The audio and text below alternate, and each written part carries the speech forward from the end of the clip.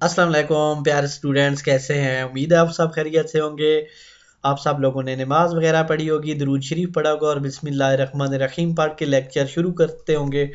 तो आज मैं आपके लिए सेकेंड ईयर एजुकेशन का नया लेक्चर लेके आया हूँ। पाँचवा बाब है पाकिस्तान में तालीम के फ़रोग़ के लिए मुख्तलिफ़ तंजीमों का किरदार।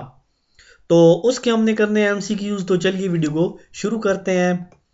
नंबर पहला है जो MCQs, यूनिवर्सिटी की सतह की तालीम के फ़रोग़ और निगरानी के लिए कौमी सतह पर अदारा कौन सा है? University grants commission, higher education commission, literacy commission और कौमी तालीमी कमीशन। तो हायर एजुकेशन कमीशन ये अदारा यूनिवर्सिटियों की तालीम को कंट्रोल करता है। नंबर 2 पे, यूनिवर्सिटियाँ ऐसे अदारे हैं जो इंतज़ामी और तालीमी एतबार से आज़ाद नहीं हैं। इंतज़ामी और तालीमी एतबार से आज़ाद हैं, कौमी और नज़रियाती अमूर में आज़ाद हैं, माली अमूर में आज़ाद नहीं हैं। तो किस अमर में वो आज़ाद हैं? जो यूनिवर्सिटियाँ इंतज़ामी और तालीमी एतबार से आज़ाद हैं। नंबर 2 पे आता है मरकज़ी वज़ारत तालीम में अहम इंतज़ामी ओहदा है। मरकज़ी वज़ीर तालीम का, जॉइंट सेक्रेटरी का, वफाकी सेक्रेटरी का और जॉइंट एजुकेशन एडवाइज़र का। तो किसका ओहदा?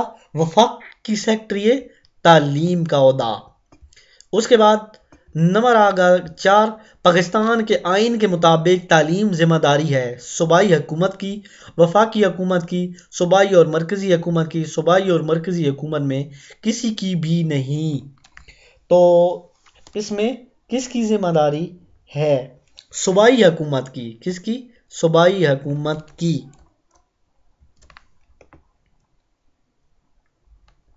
उसके बाद नंबर 5 आ जाता है, सूबे में तालीम के फ़रोग़ और निगरानी की ज़िम्मेदारी है वज़ारत तालीम की, सूबाई काबीने की, सूबाई असम्बली की और महकमा तालीम की। तो किसकी ज़िम्मेदारी है? महकमा तालीम की। पाकिस्तान के कौन से सूबे में 3 सेक्रेटरी तालीम काम करते हैं? पंजाब, सिंध, बलोचिस्तान, सरहद। तो किस सूबा में? पंजाब में। नेक्स्ट आ गया, ज़िली सतह पर तालीमी इंतज़ामिया की ज़िम्मेदारी है DCO की, DEO तालीम की और DPI की और EDO तालीम की। तो किसकी ये ज़िम्मेदारी है? ये EDO तालीम की। नंबर 8, ज़िला में कायम प्राइवेट तालीमी अदारों की रजिस्ट्रेशन और निगरानी जो करता है वो कौन करता है?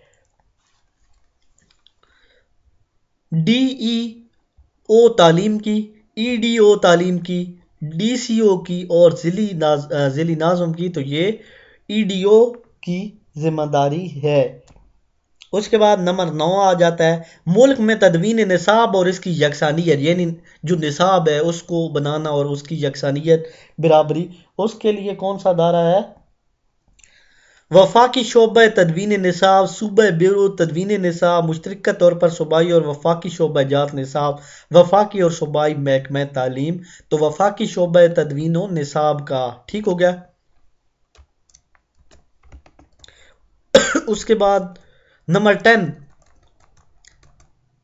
10 पे हमारे पास आ गया दरसी कुतब, जिस अदारे की सफरशात के मुताबिक लिखी जाती हैं वो अदारा सूबाई शोबा तदवीन निसाब, वफाकी शोबा तदवीन निसाब, टेक्स्ट बुक बोर्ड और board of intermediate and secondary education.